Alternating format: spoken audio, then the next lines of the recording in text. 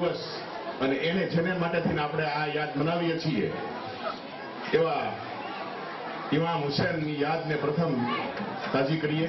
હુસૈન યાદ, હુસૈન યાદ, હુસૈન યાદ. આપણે બોલીએ હુસૈન યાદ જિંદાબાદ. જિંદાબાદનો અર્થ ઉર્દુ ભાષાનું મને બહુ જ્ઞાન નથી, પણ હું જે સમજુ છું કહું તો એની યાદ હંમેશા જીવતી રહે, જિંદા રહે અને આબાદ રહે. આબાદ રહેવું એટલે સુખ શાંતિથી રહેવું. જીવતા રહેવું એટલે ફક્ત આ શરીરનું દુનિયામાં ચાલુ રહેવું એવું નથી.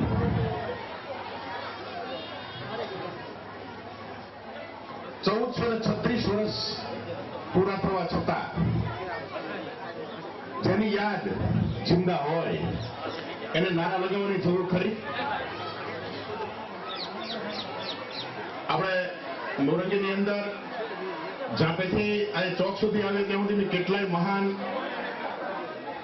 ભારતના મોટા માણસોના શબ્દો વાંચીએ તો ખ્યાલ આવે કે હજરત ઇમામ હુસૈન વિશે દુનિયા શું વિચારે. કોઈ પણ ધર્મની અંદર જ્યારે જ્યારે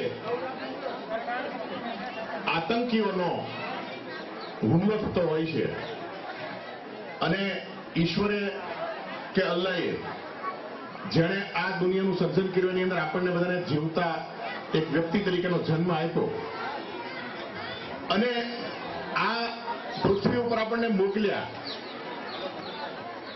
એ પાછળ એમનો કંઈક હેતુ હશે અને એ હેતુને આપણે બધા અહીંયા આવીને ઈશ્વરનું કામ કરીએ એ સિવાયનું આપણે કંઈ અહીંયા કરતા નથી.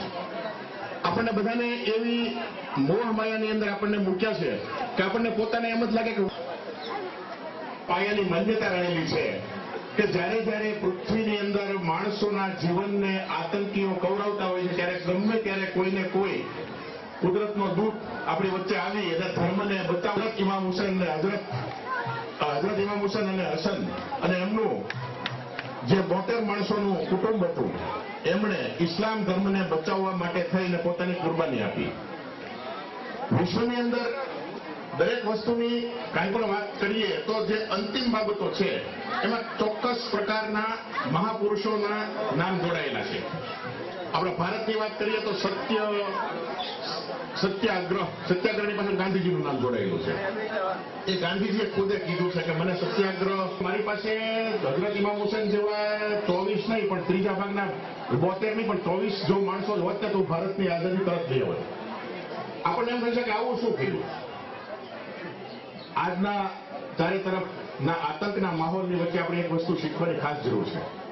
હું અહીંથી કોઈને સલાહ દેતો નથી, પણ આપણા મનથી વિચારીએ આપણે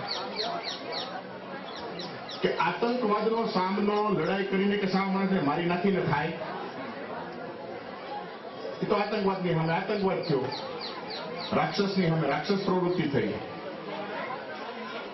હજરત ઇમામ હુસૈનને મારી નાખવા વાળા કોઈ બહારના વિધર્મી નહોતા કઈ, એના જ માણસો આવીને એને કતલેઆમ કરી. એનો સામનો ઈ પણ કતલેઆમ કરી શક્યા હતા, એની બધી તાકાત હતી. આપણે અહીંયા જનાબ જે કંઈ મજલિસની અંદર કહેતા હોય છે એમાં જે કંઈ સમજાય એની ઉપરથી એવું લાગે સામા 1 લાખના લશ્કરને સાંજે સુવડાવી દેવું હોય તો સુવડાવી દઈ શકતા હતા. એવું ન કર્યું એને. એમનું ધર્મ ન ટકે. ધર્મને ટકાવવા માટે કુરબાની દેવી પડે.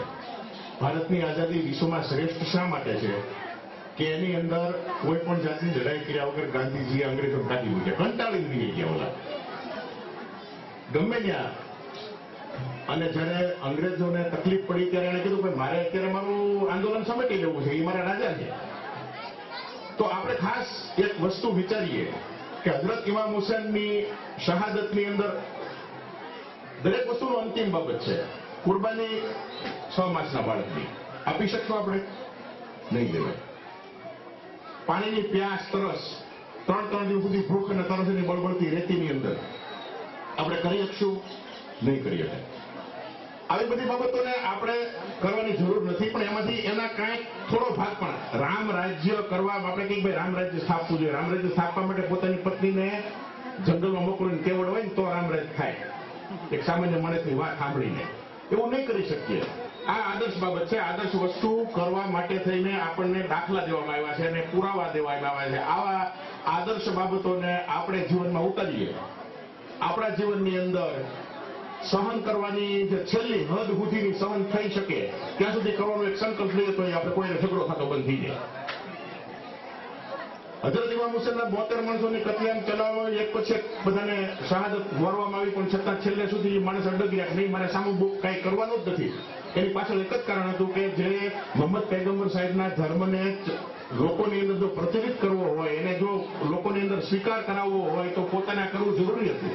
નહીતર તો યઝીદના વખતમાં લોકો બધા બીકના મેળા એ ધર્મ યઝીદ કહેતા માનવા જ મળ્યા હતા, પણ એમાંથી જો પાછા ફરવા હોય, લોકોને પાછા વાળવા હોય તો પોતાને આવી કુરબાની દેવી પડે એમ હતી. અને કુરબાની હંમેશા સહન કરીને જ દઈ શકાય, અને એ કોઈ દિવસ કુરબાની એળે જતી નથી. આજે આપણે 1436 વર્ષ પછી હુસૈનિયત જિંદાબાદ બોલીએ, યઝીદિયાત જિંદાબાદ બોલતા નથી કોઈ.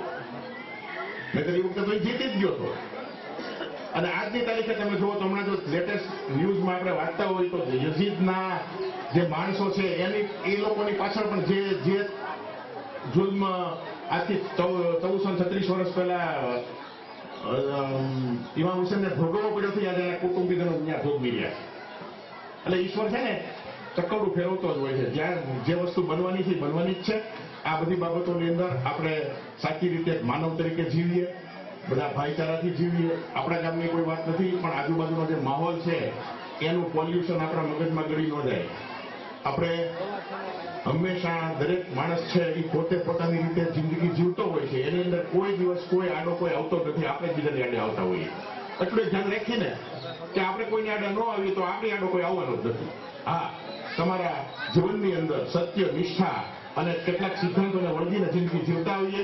આવા મહાન પુરુષોના જીવન ઉપરથી આજ આપણે શીખવાનું છે. એની જેવું થવાની કોઈ તાકાત નથી આપણી પાસે, પરંતુ એમના બતાવેલા માર્ગો ઉપર થોડું ઘણું જો આપણે જીવનમાં એક પણ દરરોજ લઈએ. હમણાં આપણા પ્રધાનમંત્રીએ કીધું ભાઈ તમે ગાંધીજીએ એક આપણને આજથી કેટલાય વર્ષો પહેલા ભાઈ તમારો જો મહોલ્લો શેરી બધું ચોખ્ખું હશે ને તો તમારે માંદગી નહીં આવે. પૈસાદાર માણસો દવા કરાવી આવશે, પણ ગરીબ માણસોને દવાદારોના પૈસા નથી હવે. આપણે આજ મહુવા જઈએ તો 500 રૂપિયા એક દર્દીના થાય. ચોખ્ખાઈ રાખવા માંડો, તમારા ઘરમાંથી ગંદકી વહી જશે, મચ્છર વહી જશે, તમે માંદા પડતા પછી પૈસા બચવાના છે તમારી પાસે. એવા એક સામાન્ય બાબતને જો રાષ્ટ્રીય રીતે આપણે જો બધા અવગણની ગણના કરીને આપણે આગળ હાલીએ તો જીવનમાં ઘણું પરિવર્તન આવી શકે. એવું જ તે હઝરત ઇમામ હુસૈનના જે કાંઈ આપણે એટલા 10 દિવસની અંદર જે કાંઈ સાંભળ્યું, જે કાંઈ સમજ્યા, એનાથી આપણે એક વસ્તુ નક્કી રાખીએ કે આપણે એક સારું કાર્ય જીવનમાં શું કરવું છે. આપણે કોઈને જાહેર કરવું નથી, કોઈની પાસે આપણે બોલવું નથી, કે કોઈની પાસે આપણે પણ લેવું નથી. આપણા આત્માની પાસે પણ લ્યો કે આજથી હું આટલું ખરાબ કામ તો નહીં જ કરું, તમને જે ખરાબ લાગતું હોય નહીં કરું. એટલું કરતું આપણે કરશું તો હઝરત ઇમામ હુસૈનને હાથી શહાદત જે આપણે શ્રદ્ધાંજલિ આપી ગણાશે. અત્યારે મને બોલવાની તક આપી, આપ સૌએ સાંભળ્યો એટલો સૌનો આભાર. હુસૈનિયાત, હુસૈનિયાત.